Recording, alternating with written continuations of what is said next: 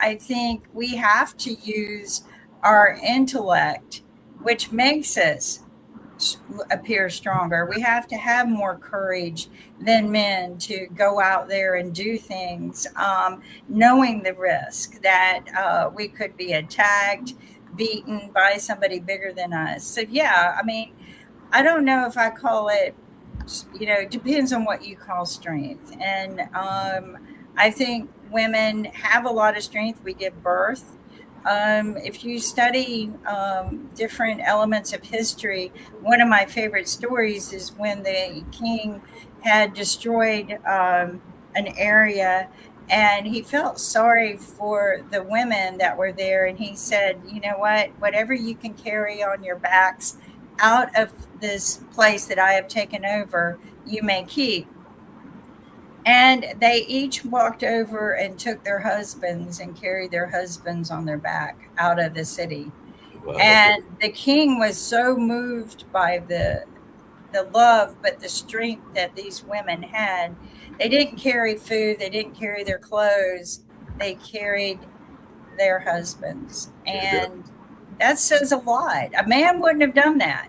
I'm, Yeah. I'm just telling you right now, I don't know of any man that would have walked over and picked up his wife and carried her out. I'm sorry. They would have walked over and picked up weapons, tools, but I'll guarantee you they would not have done that.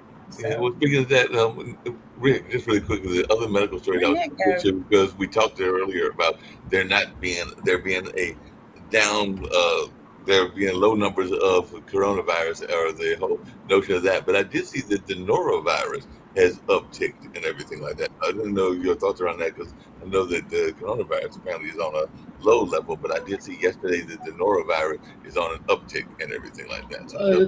Norovirus, I think, is pretty contagious. Yeah, So let's it's take a look here. I've always wanted to go on a cruise where they have norovirus, because then you get a free cruise, right?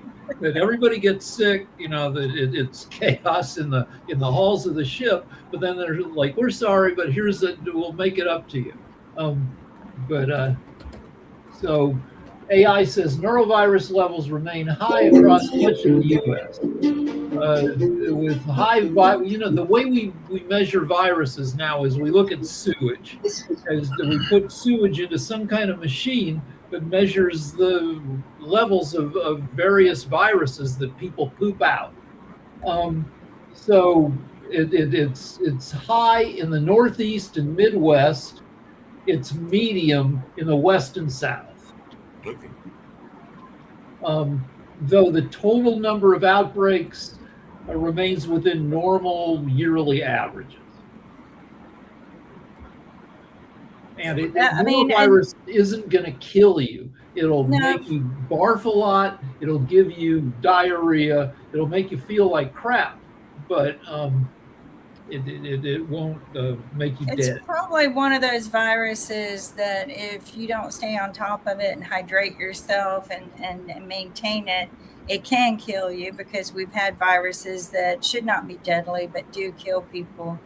But the Ebola spread is Yeah. something that's concerning to me, because, the fatality rate of the Ebola virus is huge, and they know how to contain it, but why they don't use the skill sets to contain it is, I don't understand. I don't understand why they don't step up to the plate and do what they have done before to contain it and prevent the fatalities.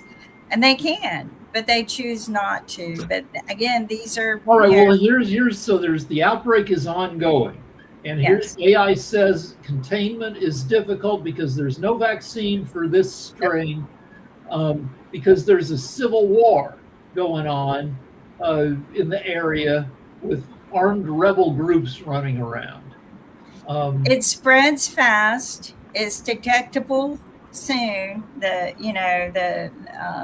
doesn't take long to Also, realize. burial practices that, when somebody dies of Ebola, their entire body is contagious because it's transmitted through blood, Yep. and you basically melt when you have Ebola. Blood starts coming out all over you. So Now, you're not supposed to bury the body. The bodies are supposed to be put into containment because that will go into the aqua filters, according to some but research. the families of the dead, they wanted to treat the body traditionally, and so they attack the Ebola center. I think one center got burned. But let me, and I don't know enough about it, but maybe it's something we can learn is, does it like I'm not going to say, but evaporate, but like if it's in a person and that person dies and their body, deteriorates, does it stay or does it eventually dissipate? And I don't know. We can look it up. But that would be, I love this. Rick is our Alexa. I love it. Stuff and everything like that. Wow. But I'm gonna do a hey Rick at home. The thing is that, and that's something. Okay, so Ebola can stay infectious in a dead body for up to 7 days. That's it. About a week. Wow. Viruses aren't alive, right? They're not. Bacteria is alive. Viruses are little chunks of genetic information that just kind of hitchhike into your body and kidnap your, the cellular mechanism. So it's hard to kill a virus because a virus was never alive in the first place. You have to hit it with something that will disrupt it, destroy it. I did watch the announcement the Republicans and Kennedy made the other day about their progress in Lyme research and doing whatever they are doing with Lyme disease right now. And they apparently have made some kind of progress with that. But I'm they are so against vaccines and things like that. I can't imagine what they've discovered in Lyme that's going to protect people if it's not a vaccine. But they've been making big announcements. Lyme disease is one of those diseases that people. It took decades for Lyme to be, I think, recognized as a legitimate thing where people would go in with these vague complaints and doctors would discount what they were saying. Now they have actual diagnostics, some technology that will, definitely indicate when you have it. RFK Jr., as we know, is a lunatic. However, he has personal history with Lyme disease. He's always out in the woods messing around. He says that he had Lyme gives you a bullseye rash at the point where you're infected. He said that he had this rash after removing 30 ticks from himself in the 1980s. Who knows what crazy crap he was doing to end up covered with 30 ticks. And then, of course, Kennedy is crazy. He thinks that Lyme might be a bioweapon engineered by the U.S. government in a military lab during the Cold War. So maybe we'll get some improved diagnostics because RFK's lunacy lines up with. But they are making progress. There's something else I got to witness yesterday. This was exciting. I don't know how many of you know, but I went through a full cabbage heart surgery almost a year ago, this month, a year ago. And I had to go back to the cardio yesterday for some other just research. And they have a new tool now, and it's pretty phenomenal. And it's like a new toy to them, and like they got to use it on everybody. He just opened it up yesterday, so I got to be his, I guess. What does it do? So it's so cool. So they have stethoscopes, right? Well, the stethoscope now in the head of it has an EKG built in it. And I don't know that it's all like very new, but hospital grade EKG is now developed. So you can buy these, online, but they're not like the hospital grade. But he literally did, checked my heart and did an EKG at the same time. So know all of these leads. Yeah, when you get an EKG, they Yeah. put like No machine over here printing things out. He gets a digital reading on the head of the stethoscope. It is so cool. It is so cool. I mean, I've had my share of EKGs all through rehab. They would do an EKG when you walked in and when you left 3 days a week. So, and it's not that big of a deal to me, right? It was just part of the healing process. But the stethoscope was pretty cool. To see that kind of progress is nice. So. Yeah, speaking of which, we got folks from other parts of the world, so I want to hear their thoughts.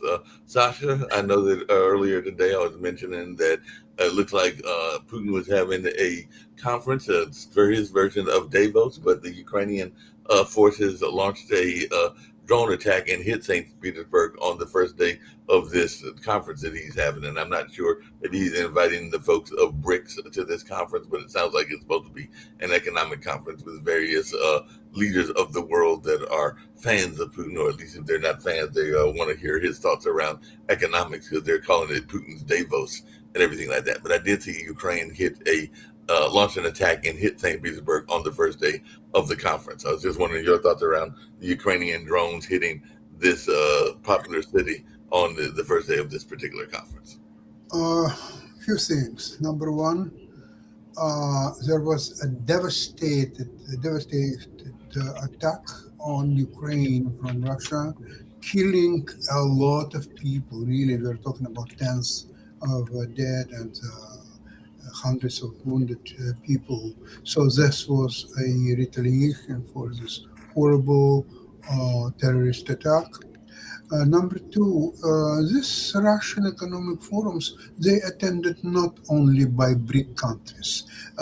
You'll be surprised that you will find there a lot of American and European businessmen trying to find something, opportunities or whatever else it is. Normally they are losers in their own countries who cannot get anything going for themselves. So they're trying to going out there and find some connections and some opportunities and so on. There are a lot of those. Every year I'm getting information about who attending these forums. Trust me, there are a lot of Americans, actually more than Europeans.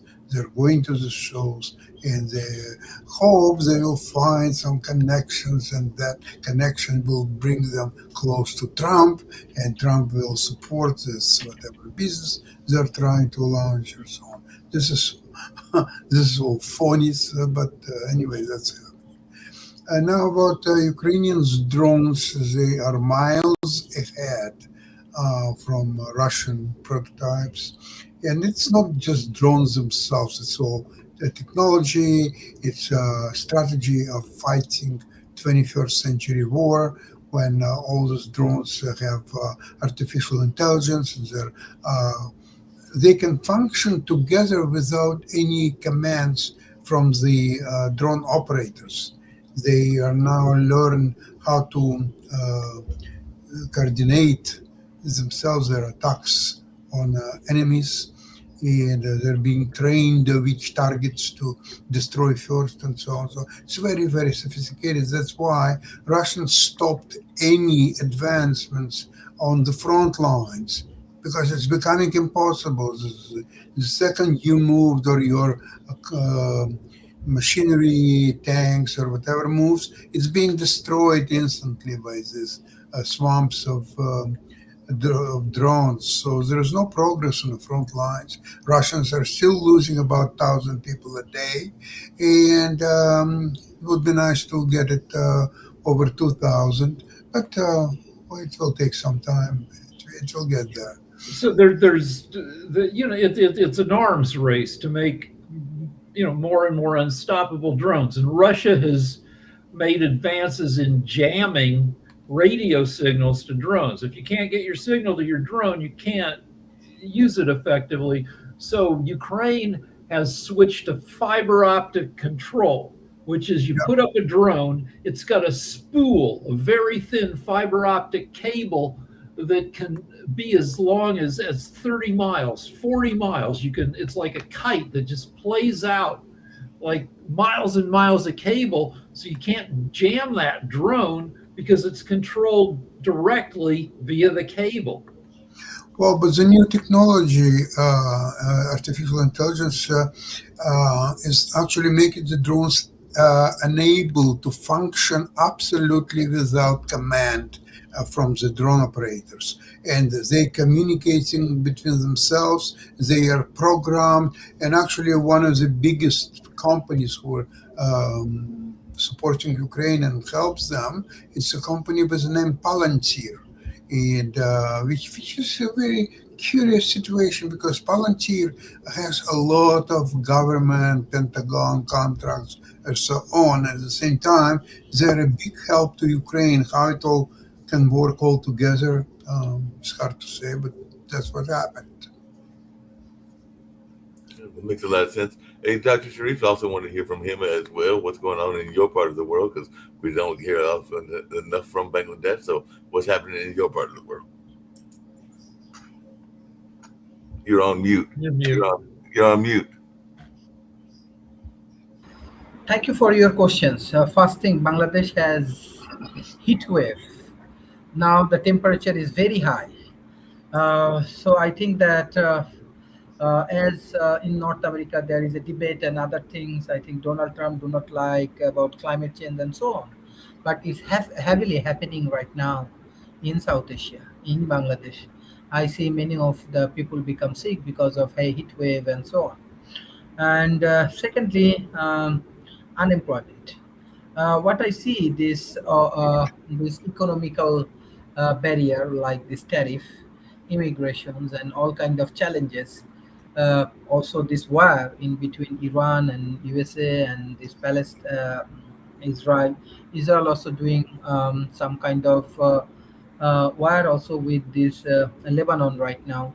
So it's look like there are a lot of challenges, a lot of uh, things happening in Asia, in Middle East. So it's create very negative impact. Yes, country like Bangladesh people have a core focus on microfinance. Bangladesh people is hardworking, consistent, transparent, so they may create their own economic versions of survivals. But this is very challenging moment.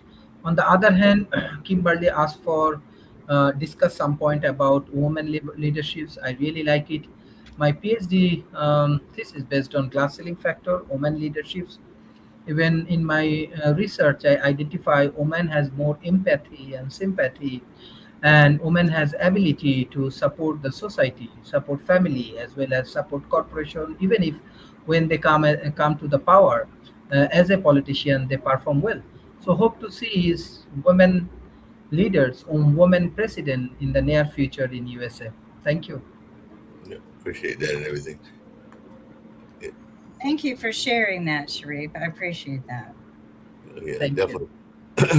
Toby, what you got going on in your world and everything like that? I know you were talking about your research around the ticks and everything like that, but what else have you got going on in your world?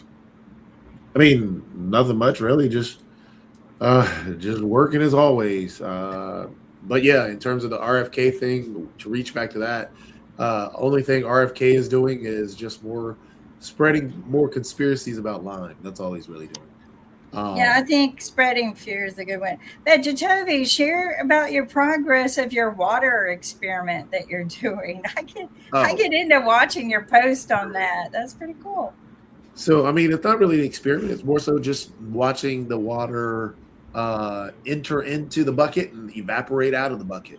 So it's just neat day over day to see how much water evaporates, how fast it evaporates.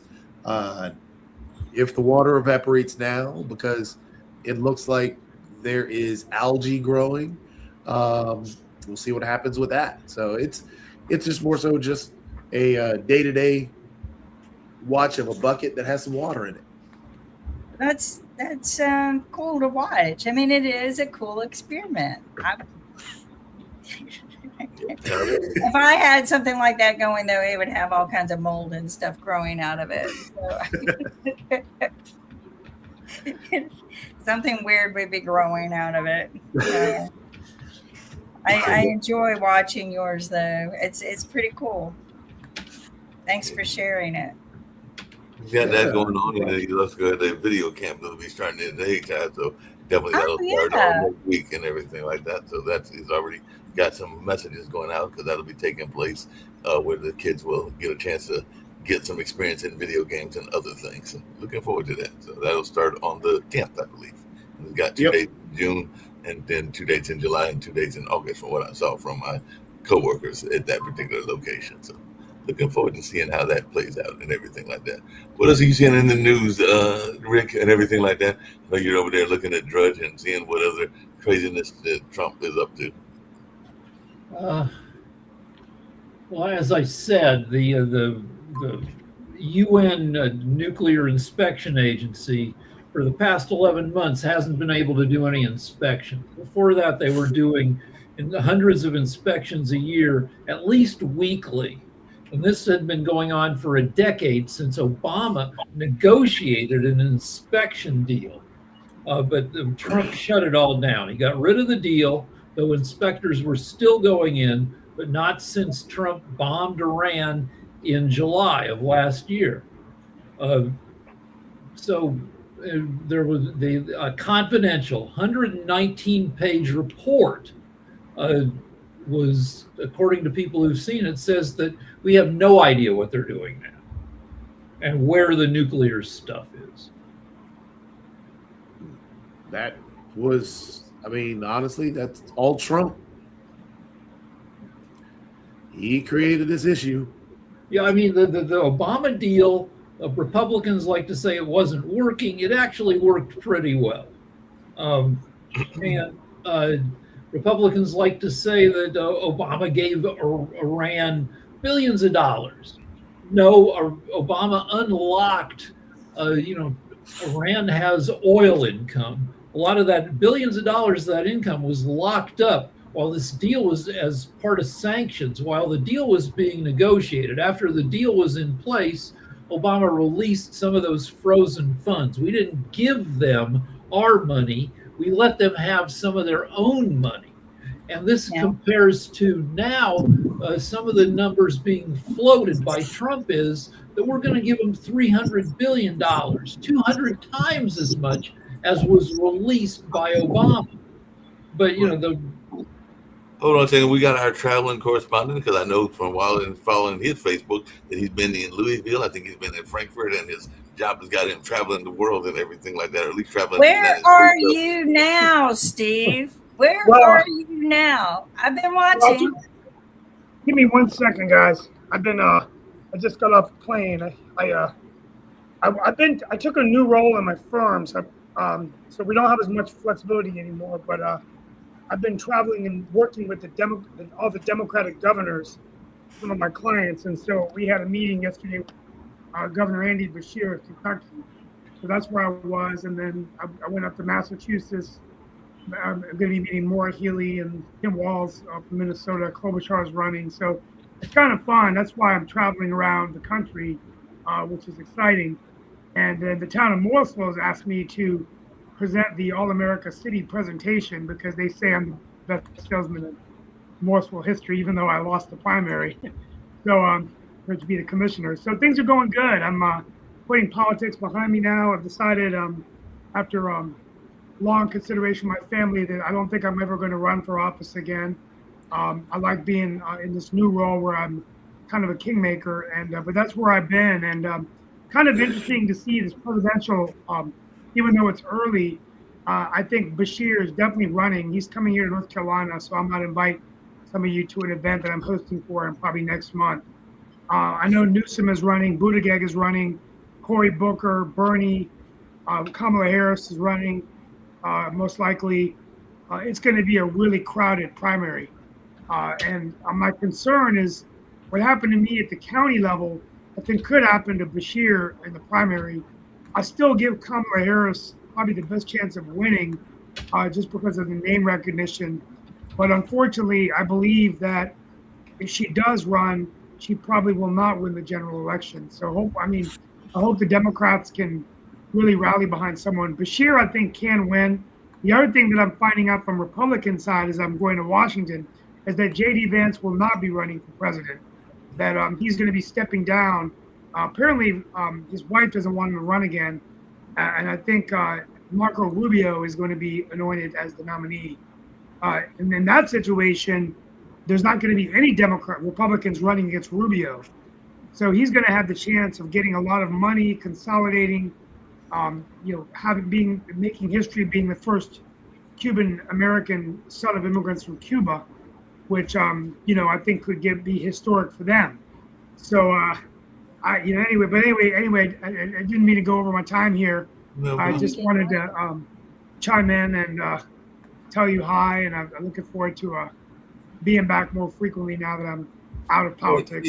Steve, just really quickly, as you've been traveling the country, what has been your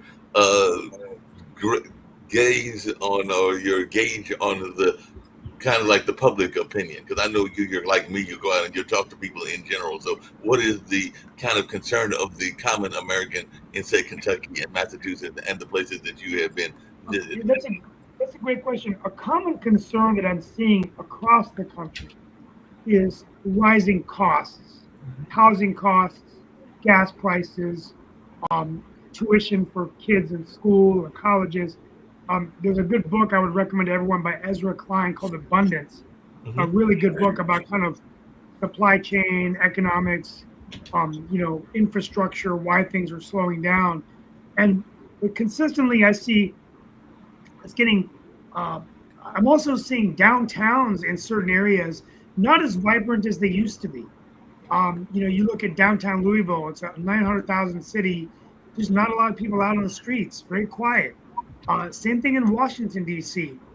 DuPont Circle, place like that, not as bustling as it used to be, because when you have to pay so much for food and people are less making money. So that's what I'm seeing. And so I think people are also tired of the division and nastiness of politics. But the other thing we're seeing, though, is that they've come to an agreement that they're going to be led by the extremes of their parties. So, you look in North Carolina where Phil Berger lost. I had a meeting with the president of the Senate in Kentucky, Robert Steves, and he was amazed that Phil Berger lost, right? You're seeing Cornyn in Texas lose. You're seeing people from the right being primaried, and then you're seeing people from the left being primaried. And so what happens is America gets, marginalized, and I think people are getting really tired of it. So I think that I'll end with this. I think if the Democrats are going to win the White House again, I'm pretty sure they're going to win these elections, but they've got to get around a candidate that can talk about the issues, economics, putting money on the table, infrastructure. These social issues just do not work. In North Carolina, you can win in Wake County on LGBT or transgender issues or gender issues, with lots of protests and rallies and no Kings rallies. But we have to remember that there's only 14 Democratic governors in the United States. The rest are Republican. And that means that these social issues will not work to flip the electoral map. So I certainly hope that the DNC is really considering this as they decide who the nominee of their party is for the presidency. Because quite frankly, if it's not Andy Bashir, I think we all better get used to the words of President Marco Rubio, because it will happen. Just to put back on you, I don't think Steve, Marco just really- has the weight to carry to become president. But I it think doesn't he's matter, too big of a Kimberly. flip-flop. He'll beat the liberal progressive left. So just to push back a little bit, I wouldn't mind him being in the running, because I think he'll lose. Well, just to push back a little bit, the social issues aren't a thing that the DNC or even the Democratic Party are pushing. What it is that the Republican Party has been able to create that narrative, and that's what the Republican Party has done. What the DNC and the Democratic Party need to be able to do is to learn how to control and push back on the narrative that gets pushed. Because, for example, in 2024, everybody said that they hated the women playing, the boys playing in the women's sports. The DNC never pushed that. The transgender issues, the DNC, Kamala Harris never pushed that. What it was Donald Trump took money out of the whole economic side. He could not win on the economic issues. What they were able to win on is creating a narrative around the social issues. It's the same thing they've done for umpteen years. It's the redoing of the actual Southern strategy. So if you're able to control the narrative on those social issues, that's what the Democratic Party needs to do, because they don't need to you're right. They need to focus on kitchen table issues heavily. Well, I'll give you an example. When they asked James Tallarico, who's running for governor of Texas, I think, what was the most burning issue that kept him up at night, he said, "I worry about the transgender children. That's all I worry about." Now, they asked Governor Beshear about that on Meet the Press. But for a Democratic nominee for the governor of a state, the state that is his only concern, to me, flags. So here's a question. I don't think that was Tallarico. Tallarico. That wasn't Tallarico. That's the narrative. I don't think that was Tallarico. It wasn't Tallarico, but that's the narrative that gets pushed. Because if you why would he say that to the press? Why would his people tell him to say that if he's running to be the chief executive officer of Texas? Really quickly, Steve. When did he say it? Did he backtrack? Because he's been backtracking again. But you can't say things and backtrack. How can you be a governor if you backtrack on everything that you say? This is exactly what I'm talking about. One thing getting said at one interview, and it wasn't Tallarico, but one thing that's getting said at one interview at one little time, and then he's saying all this other economic stuff and all these kitchen table issues. We forget about that. We, as what you're even bringing up now, you're pigeonholing on that one piece. He has not pushed that in any of his campaign ads, in any of his debate performances, and so on and so forth. You're taking that one piece and running with it. It's the same thing that happened to Kamala Harris. Kamala Harris was asked a question about transgender issues, and then she answered that question at one time. I know we're running out of time, but I would I want to comment. They did say that Tallarico made that comment, but that's not what he said. When he was running for governor, what he said is that he loved the transgender children who showed up to his campaign speech that he was having yesterday, like as if it were yesterday, but and he said he appreciates them and he loves all of them because they are all a child of God. He didn't say that's the one thing he worries about.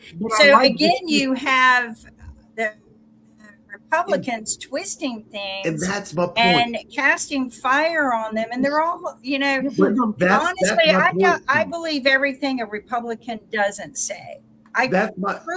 Where I'm at in life. That exactly is my point, is because what the Republican party does is they take exactly that one thing. They take that one nugget that is take it out of context and ride. It's working, Jacoby. It's working. It's working. You're right. It's working. Listen to what I'm saying. We can criticize Trump all we want. He's focused. He's on message. He turns his base out. Okay, this guy knows what he's doing.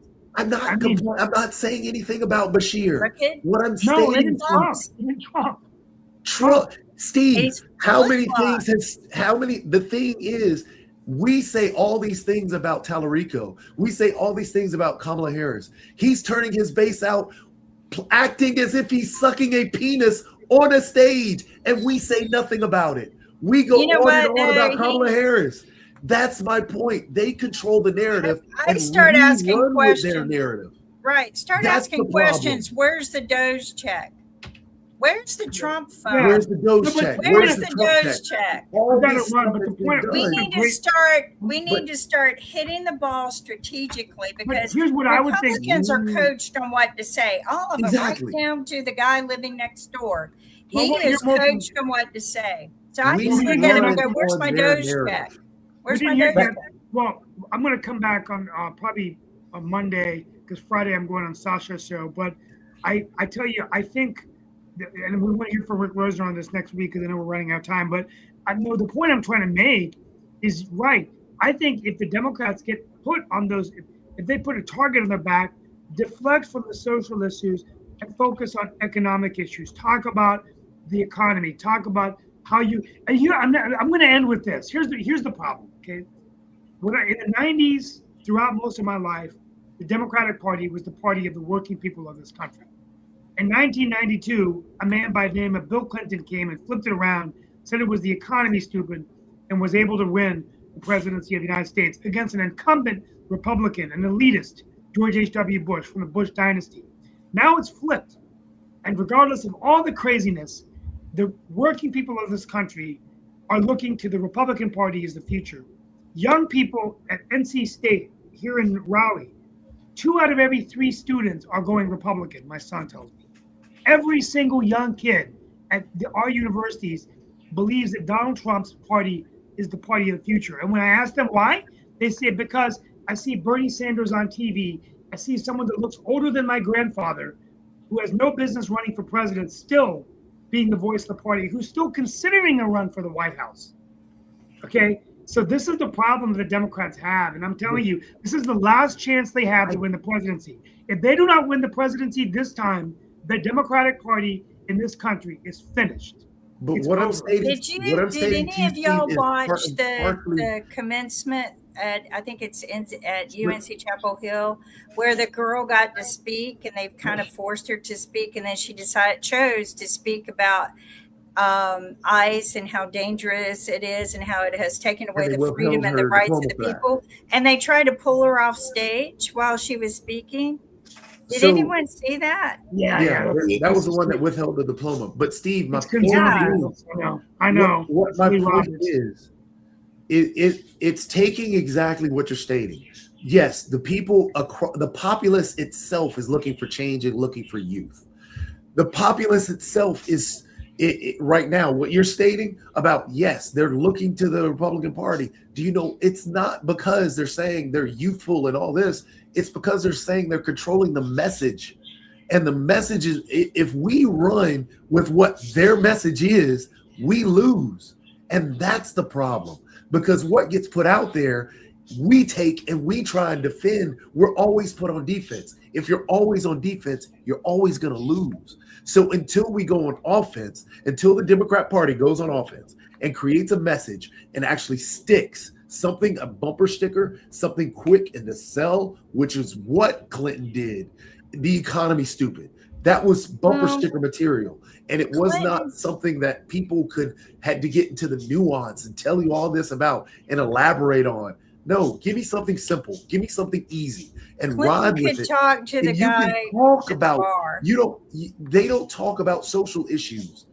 No. The RNC tells you that they're talking about social issues. The RNC then rides with that. Then the Democrat Party goes and defends that. And then it becomes a whole complicated issue of this isn't what I said. No, you have to be on offense. That honestly is what started Kamala Harris. That put Donald Trump on defense. And not until the assassination attempts did people turn off what Donald Trump was saying. And then the Democrat Party didn't want to talk about all the evilness that he said, didn't want to talk about anything. It was always, okay, well, not really. That's not what I really said. That's where we fell. That's where the DNC fell. So until you're back on offense, you're going to lose. Kimberly, you look great. gotta Everyone go. looks great. I look forward to seeing Yeah, we're everyone. going to wrap up and everything We'll like bring that. this up tomorrow. Until then, Yeah, we'll stay bring Good more stuff, of it up. guys. I and love it. I hopefully love we'll the fire. Yeah, and Okay. we will see you. Steve, glad to see you. And I definitely agree with you about Abundance. It is a great book. We actually had him speak at Hayti about several months ago and everything like that. So Ezra Klein was actually there at Hayti several months back promoting Toby, that can you book. get us into a Canes game? I want to go to a Canes game. Can you get us in? Who? I don't have money like that. I don't have that kind of No. money, but what we can do is maybe get together and see if we can all go together. So Okay, I'd love to go. Yeah, the Take booth care. that the booth that I used to go to, they canceled the booth. They're not using that anymore, so I can't. Cool. It's Well, fun I to be know we get nobody ready now. I'm nobody. I'm not a VIP anymore, man. I'm in the nosebleeds. But they can't get rid of Steve Rao. We'll see if we can't go. The next game is Thursday. They did lose that heartbreaker yesterday, 5-4. The next home game is on tomorrow, and hopefully they'll manage to get to the fifth game, because if they lose the game tomorrow, then they could be in trouble going to Vegas, because Vegas can be hard in their home front and everything. But we'll see how it all plays out, and hopefully they can pull off the victory tomorrow. All right, guys, I'll see you tomorrow. Thank you. All right. Or next week.